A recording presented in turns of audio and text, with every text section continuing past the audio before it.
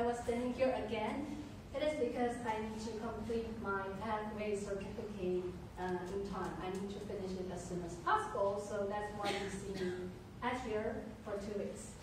Okay, so never mind. So at the beginning of my speech, I would like to ask you guys to think about this. Today, if you have a friend who lacks confidence, what would you say to him or her to encourage this person? What would you say? Did you know my question? Okay, so I will repeat it again. If today one of your friends is lack of confidence, what would you say to this person to encourage him or her? What would you say? You can die.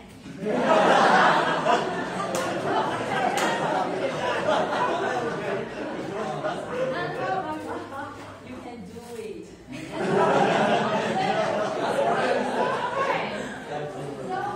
No matter you want to ask your friend to go die or you can do it, do you guys think these sentences will really help and or person to gain confidence? Do you guys think so? No, some of you nod your head. Okay, so let's think about this. How many of you are afraid of cockroach? Can you raise your hand if you are afraid of cockroach? You guys are not afraid of cockroach? No? Okay, so how about those people who are afraid of cockroach? If today I tell you cockroach is not scary and cockroach is actually the most cutest creatures in the world, would you not be afraid of cockroach anymore? No, right? So back to the confidence thing. Today, if you tell a person to be more confident, have faith in yourself, wouldn't help this person to become more confident, because you need to offer this person some practical steps to help him or her to build confidence. So today I put those 4 steps into an abbreviation, which is ROSE. R-O-S-E, the 4 letters all has its meaning, so later on I will explain it. So get back to our confidence thing, take myself as an example. When I was little, I was actually pretty lack of confidence because I was never satisfied with myself. I always thought that I could do better.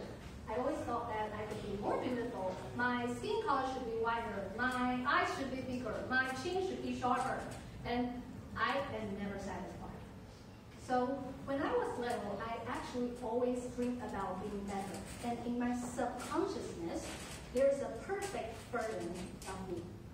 And apparently that person is very far from the reality. So usually this is the origin of us not being confident, because we really want to achieve that person that we dream to become. But in reality, we all have some limits.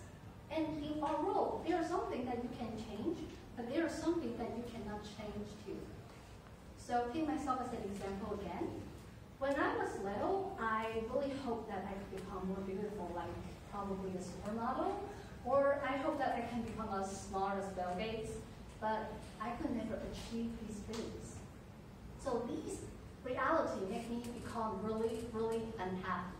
So to tackle these problems, we have to follow the 4 steps. So first of all, R means recognize what you can change and what you cannot change. So just as I mentioned, what I can change is, for example, today because I want to become a good public speaker, I practice very hard, and eventually I achieve my dream. And that is what I can change. But like, what I cannot change is like I say I want to become as beautiful as supermodel, or I want to become as smart as Bill Gates. But I could never achieve these things. So first of all, I have to recognize what is I can change and what is I cannot change. So I just push it. Anyway, so the first one is recognize what you can change and what you cannot change. And the second one is omit I should. So as I mentioned, in our life, we often would say that, oh, I should be more beautiful, I should be smarter, I should be taller, I should be more attractive, blah, blah, blah, blah, blah, a lot of I should. But in our life, actually, there are a lot of things we cannot achieve. So when we keep saying this, we will only upset ourselves. So instead of saying I should, maybe we can just stop and tell ourselves that maybe we should turn around to look at our strengths. So after realizing that I don't have any confidence, I tell myself that don't look at those things that I cannot change, and I should stop saying I should. I should turn around and start to appreciate my own strengths. For example, I know that I can do well in languages, and that's my strength. I can do well when I speak in public, and that's my strength. So don't focus that I should become like a supermodel, or I want to be as smart as Bill Gates. And then so after realizing that you should stop saying I should, yes, just as I mentioned, start to appreciate your strengths. And then after you can appreciate your own strengths, you can look back at your weakness in another perspective. So when you are looking back at your perspective, okay. So when you are looking back at your weakness, this time you can try to think about, so how can I make those weakness not such a big weakness? So for example, I know I can never become a supermodel, but I can dress up, I can make myself become more fashionable. And I know I can never become Bill Gates, I cannot be as smart as him, but that's fine. I can read more books, I can become more knowledgeable. So by these steps, I can finally make my weakness not such a big weakness, and also I can start to appreciate my strengths. And only by then you can start to embrace yourself. So actually, I'm going to sum up my speech in a sentence. If you want to become more confident, you have to learn to embrace your weakness.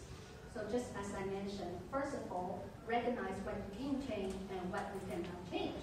And then secondly, omit. Stop saying I should.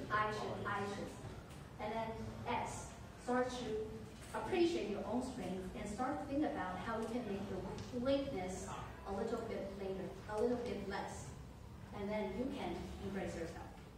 So that's the end of my speech. Thank you.